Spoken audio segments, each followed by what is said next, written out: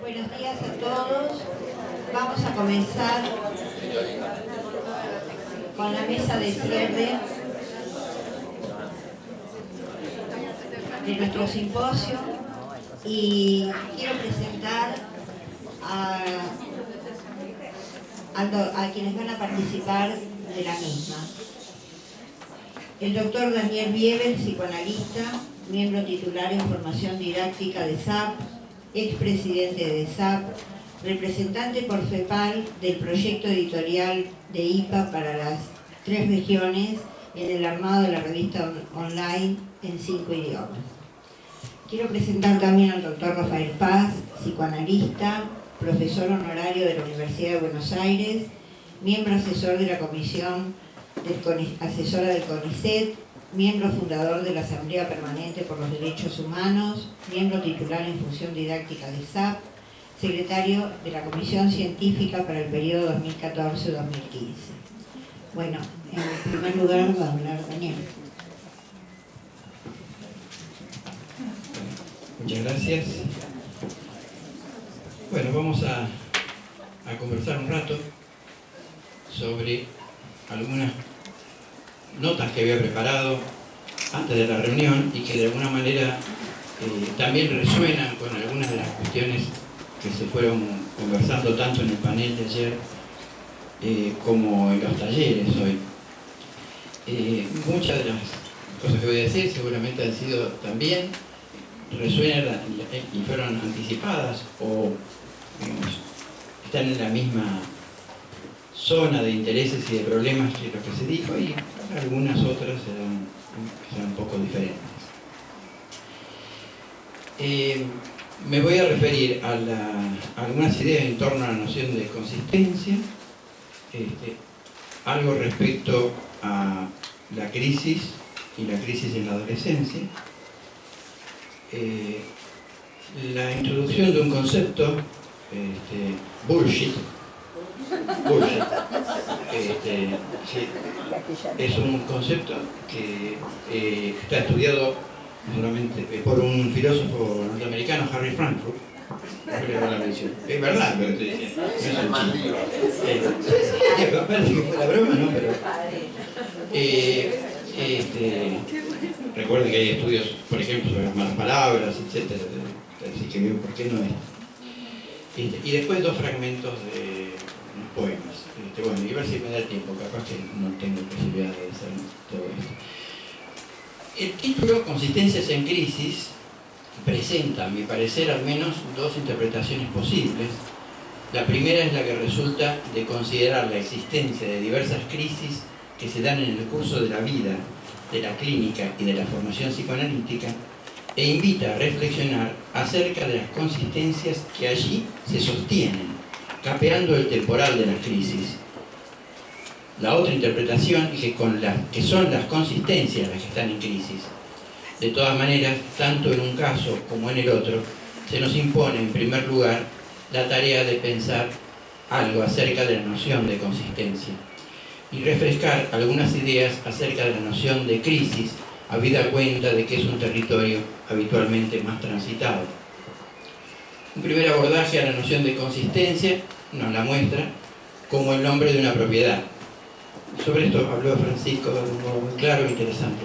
Los objetos que pueden tener o carecer de esta propiedad, aunque tal vez se trate de una propiedad de la que no se puede carecer absoluta, sino relativamente. Pueden ser objetos físicos, naturales, sociales. Puede decirse, ser predicada, de personas, de teorías, de argumentos, de narraciones. Es así que podemos hablar, por ejemplo, de la consistencia de una masa física y precisar variedades y grados de consistencia en las mismas. Se puede hablar de mayor o de menor consistencia, de consistencia firme o blanda, y se hablará en la cocina y en la alfarería del punto de la misma. Consistencia gelatinosa, chirra, líquida, sólida, pétrea, o leñosa, gomosa, elástica, seria, fofa. Todos estos términos procuran asir cualidades sensibles, por lo tanto aptos no tan solo en su ámbito específico de aplicación, sino que suelen ser fuente de metáforas, analogías y modelos para la descripción y comprensión de fenómenos de otro orden. Por otra parte, tenemos otro importante uso de esta palabra y de este concepto, es en el dominio de la lógica. Más precisamente, nombra a una de las propiedades formales de los sistemas axiomáticos.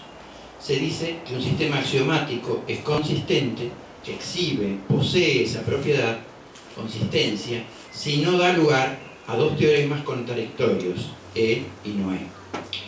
Dice Felix Schuster en El método de las ciencias sociales, hablando de los sistemas axiomáticos, que la consistencia es de importancia fundamental. Un sistema deductivo e inconsistente no tiene ningún valor, pues todas sus fórmulas son demostrables como teoremas, incluyendo las que son negaciones explícitas de otras. Un método de demostración de la consistencia de un sistema deductivo formal es encontrar una interpretación del mismo, en la que todos sus axiomas y teoremas sean proposiciones verdaderas. Pese a lo alejado en principio que parecen estas consideraciones a nuestras preocupaciones habituales, Schuster da interesantes ejemplos de aplicación del método axiomático en las ciencias sociales, como es el caso de Zetterberg, quien da una versión axiomatizada de la investigación de Durkheim sobre la división del trabajo social, y en el área antropológica reconstruye la axiomatización de las reglas de casamiento en sociedades primitivas que hicieron Kemenich, Snell y Thompson en base a las investigaciones de Radcliffe Brown y Levi Strauss.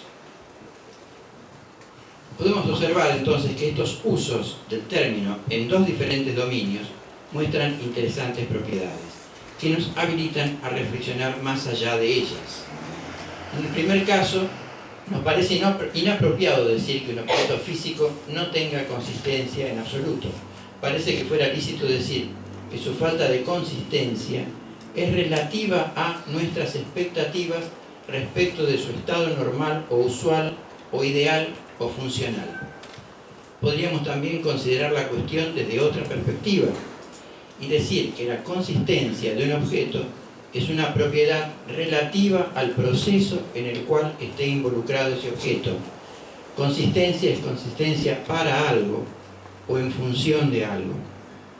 Tal vez entonces, si se hace momentáneamente abstracción de los contextos, propósitos o proyectos en los que se encuentre involucrado el objeto en cuestión, predicaremos de él una determinada consistencia interna, tal vez formal, equivalente a la noción de estabilidad, como decía Francisco ayer, lo cual implica una cierta cohesión y conservación de sus propiedades definidoras, con cierta independencia o abstracción de sus contextos. Pero esto no es más que un momento pobre o póstumo en la consideración de un objeto, y más aún si se trata de un ser viviente. El ser vivo se inserta y se despliega en campos también vivientes, reacios a la abstracción.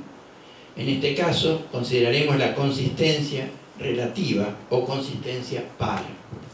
Lo mismo hacemos cuando la consideramos respecto del ser humano, por lo tanto, su estructura y sus manifestaciones.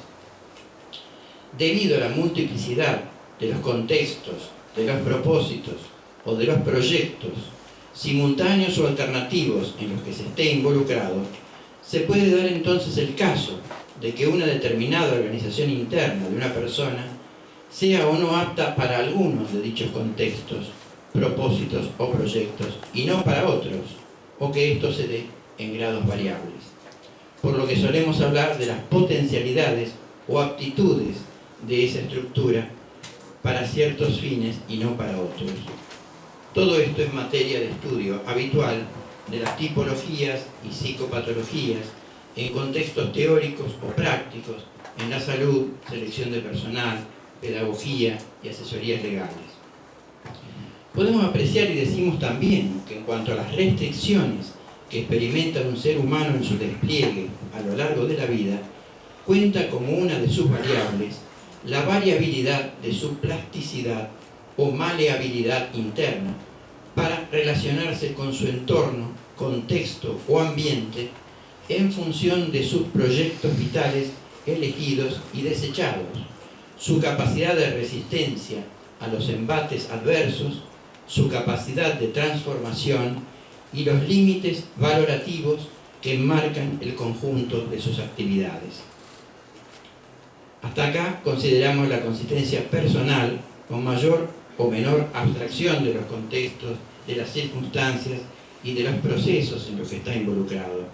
Ahora deberíamos considerar de un modo más o menos abstracto también a los propósitos, planes o proyectos más o menos pergeñados, más o menos prediseñados en lo que la persona en cuestión se ha de involucrar o está involucrado. Esta anticipación o proceso en curso del proyecto o pasos o etapas puede también ser más o menos consistente con las metas a alcanzar. Pero también es cierto que se abren metas alternativas o nuevas en el transcurso de los procesos que antes de aparecer no estaban o no podían ser vislumbradas ni apetecidas o rechazadas, para lo cual se requiere la preservación de la creatividad y tal vez se podría decir de la consistencia de esa disposición y aptitud para la creatividad. La detección de una inconsistencia en una propuesta, plan o proyecto nos alerta acerca de la inviabilidad del mismo, al menos según el desarrollo pragmático planteado, no la inviabilidad de la meta, sino del camino elegido por esa persona o grupo en particular para alcanzar esa meta, considerando su marco restrictivo en un espacio y tiempo dado. Es de destacar, asimismo, la existencia de mecanismos de autoengaño y maniobras más o menos conscientes, cuyo objetivo es disimular, ocultar, camuflar las inconsistencias. El sentimiento de omnipotencia, por ejemplo, sirve a estos fines. En esta misma línea podemos considerar a las llamadas, y este es un trabajo que también sobre esto ha trabajado Francisco, alteraciones del yo, fruto de decisiones que, al decir de Freud, persiguen el propósito de ahorrar represiones. Dice Freud: me gustaría saber cuáles son las circunstancias y los medios con el que el yo logra salir airoso, sin enfermar, de esos conflictos que se presentan siempre. He aquí un nuevo campo de investigación. Y coloca dos aspectos. El desenlace dependerá de constelaciones económicas, de las magnitudes relativas de las aspiraciones en lucha, es un aspecto económico, y además el yo tendrá la posibilidad, dice él, de evitar la ruptura hacia cualquiera de los dos lados, neurosis o psicosis, deformándose a sí mismo, consintiendo menoscabos a su unicidad y eventualmente segmentándose y partiéndose. Esta es la perspectiva tópica. Dice Freud: las inconsecuencias, extravagancias y locuras de los hombres aparecerían así bajo una luz semejante a la de sus perversiones sexuales. En efecto, aceptándolas, ellos se ahorran represiones. Esta perspectiva implicaría, a mi parecer, también conformaciones particulares del superyo ideal del yo. Podríamos hablar de alteraciones del yo y alteraciones del superyo ideal del yo. Sería entonces en el interior de estas instancias, a las que se presume organizadas, y en el juego de las relaciones entre ellas, así como en la relación con la realidad exterior, donde podemos situar la problemática de la consistencia, inconsistencia, rigidez, plasticidad, tolerancia, intolerancia y otras polaridades afines. En cuanto a la relación con la realidad exterior, podemos decir que las relaciones directas y las mediadas con los otros son el fruto complejo de percepciones, valoraciones e interpretaciones de datos, siempre sesgados, filtrados por uno mismo y por los otros ideológica y afectivamente, de informaciones buscadas y evitadas, creídas y negadas en mezclas a menudo indiscernibles de objetividades y subjetividades, personal y sociológicamente condicionadas. Dado este complejo panorama, no nos sorprende que sea fácil perder el rumbo, desorientarse, confundirse, pero se venden mapas presuntamente confiables y claros en muchas tiendas y caemos en la tentación o por desesperación los compramos y pretendemos guiarnos con ellos. Podemos caracterizar las crisis como aquel momento de insuficiencia y caducidad de nuestros mapas tan costosamente adquiridos. Tenemos que rehacerlos, corregirlos, adaptarlos. Hablamos, decíamos, de consistencias en crisis. Una breve excursión terminológica nos advierte la consabida asociación entre crisis y oportunidad. Y de su etimología encontramos mutación grave que sobreviene en una enfermedad para mejoría o empeoramiento, momento decisivo en un asunto de importancia, acción o facultad, y esto viene del griego crisis, con acción o facultad de distinguir, acción de elegir, elección, acción de separar, disentimiento, acción de decidir, juicio, fallo judicial, condena, desenlace, resultado, terminación, fase decisiva de una enfermedad, crisis, explicación, y la última, interpretación de un sueño, también es una de las acepciones de la palabra crisis en griego. Leemos que en el idioma inglés el sentido de momento decisivo aparece registrado como extensión figurada 200 años después que su sentido en medicina. Quisiera nombrar aquí uno de esos momentos decisivos, de separación y de elección, juicios y de condenas. Lo que podríamos llamar la paradigmática y consabida crisis de la adolescencia. Y luego haría mención a una crisis cultural y un fenómeno particular dentro de ella. Recordé en otro lugar que una parte del vivenciar adolescente pasa por el desengaño frente a la falta de sensatez e integridad de los adultos, cuya impostura, y ahora agrego inconsistencia, los lleva a la búsqueda desesperada de modelos creíbles. Y esa búsqueda se produce en el contexto cultural específico en que le toca vivir en su particular realidad social. A cada tiempo lo suyo. ¿Y qué hay de nuestro tiempo? Me gustaría destacar un aspecto de nuestra cultura particularmente estudiado por el filósofo Harry Frankfurt en un libro llamado On Bullshit. Reconstruye allí las características esenciales de este fenómeno, con un detalle que acá no puedo reproducir, aunque daré sus coordenadas fundamentales, pero quiero adelantar algunas. Traducciones posibles del término bullshit al castellano: me cuenta, chamullo, sanata, verso. Y del que comete o perpetra bullshit, diríamos que es un versero, bolacero, alguien cuyos dichos están desconectados del interés por la verdad. Ese es el punto central. Sus dichos están desconectados del interés por la verdad, lo cual no es lo mismo que mentir. Como bien lo aclara Frankfurt, para el que miente tiene que tener una clara conciencia de lo que para él por lo menos es verdad. Entonces, haciendo una operación inversa, el que perpetra, como dice, el bullshit, no le interesa para nada.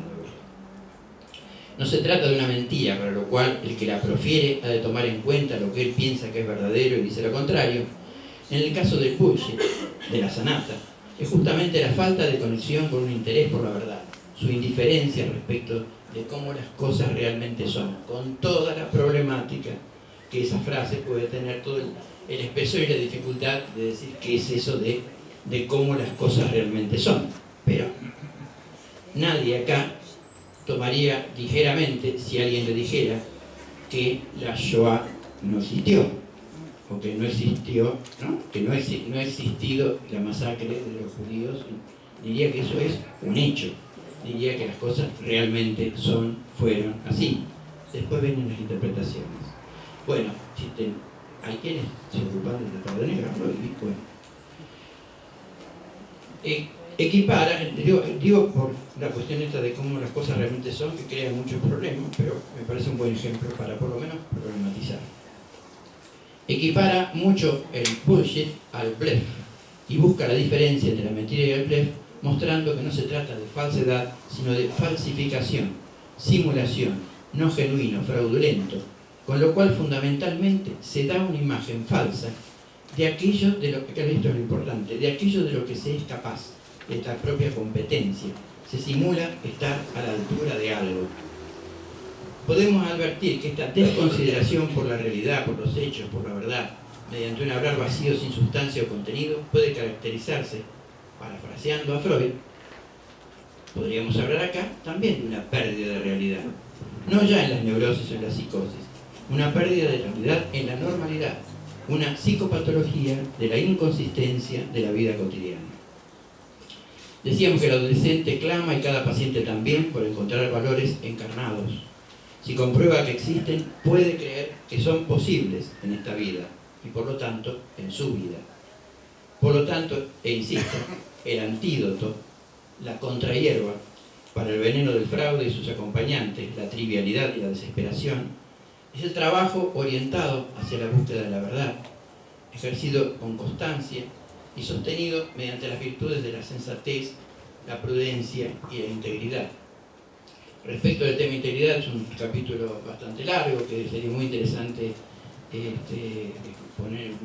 investigar. En otro momento hay un trabajo muy lindo de Cox y Levine y otros más de Stanford, donde hace un relevamiento del concepto de integridad como integración personal, como integridad moral, como integridad intelectual, integridad artística y la integridad como virtud.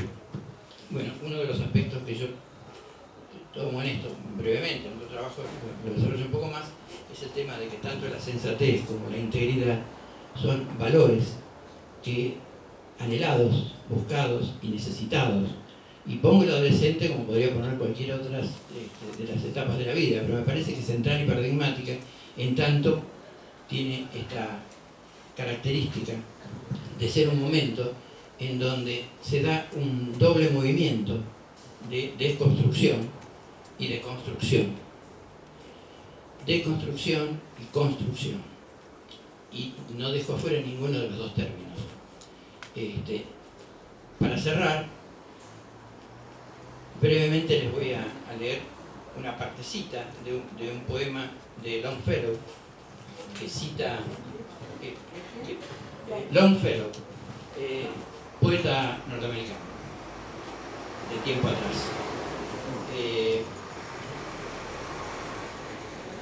Parece que Wittgenstein tenía como en su autobiografía una partecita de este poema. El poema se llama The Builders, los constructores. Lo tengo entero ahí, pero me parece que no nos va a dar el tiempo. Cito el parrafito que era lo que Wittgenstein decía que era como un emblema para él, ¿no? una moto, ¿no? Y este parrafito chiquito decía: en los antiguos, los mayores días del arte, los constructores trabajaban con gran cuidado, cada minuto y parte invisible, porque los dioses están en todos lados y todo lo ven. En este trabajo, en este poema de los constructores, va mostrando la valoración al trabajo del artesano, al trabajo del arquitecto, al trabajo del arquitecto del propio destino, dice en el comienzo. Todos, ¿no? Todos son arquitectos del destino, como armándolo con cuidado y con detalle.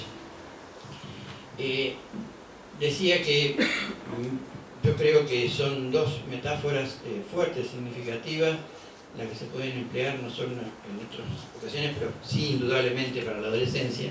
De las dos me refiero a esta de la desconstrucción-construcción, donde el aspecto deconstructivo o, digamos así, crítico, la desobediencia a la que hacía referencia ayer Rodolfo, ocupa un lugar central y para el nuevo forjarse, digamos así, pero también el aspecto constructivo. Y son dos metáforas, la de la construcción y la otra que quería, habituales también, entonces la metáfora del viaje. También la metáfora y el ritual habitual también en la adolescencia, que es hacer un viaje iniciático, pero ese viaje iniciático al mismo tiempo es también una preanuncio de algo vinculado a ese viaje que lo va a emprender para el resto de su vida. Entonces estas dos metáforas de la construcción, este breve fragmento de Longfellow, y ahora, si me permiten, y con esto voy a terminar, voy a leerlo sí, un poquito más entero, sobre la metáfora del viaje, un poema de Constantin Cavafis que se llama Ítaca.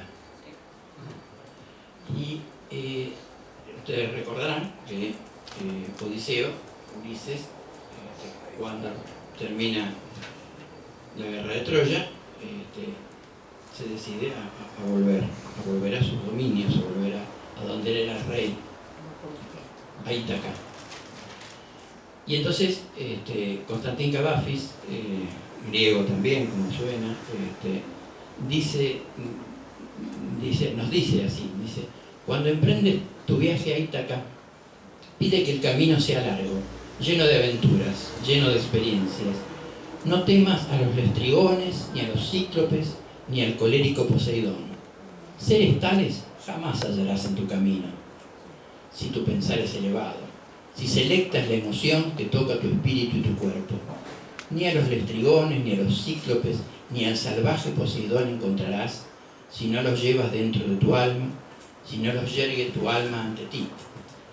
Pide que el camino sea largo, que muchas sean las mañanas de verano en que llegues, con qué placer y alegría, a puertos nunca visto antes.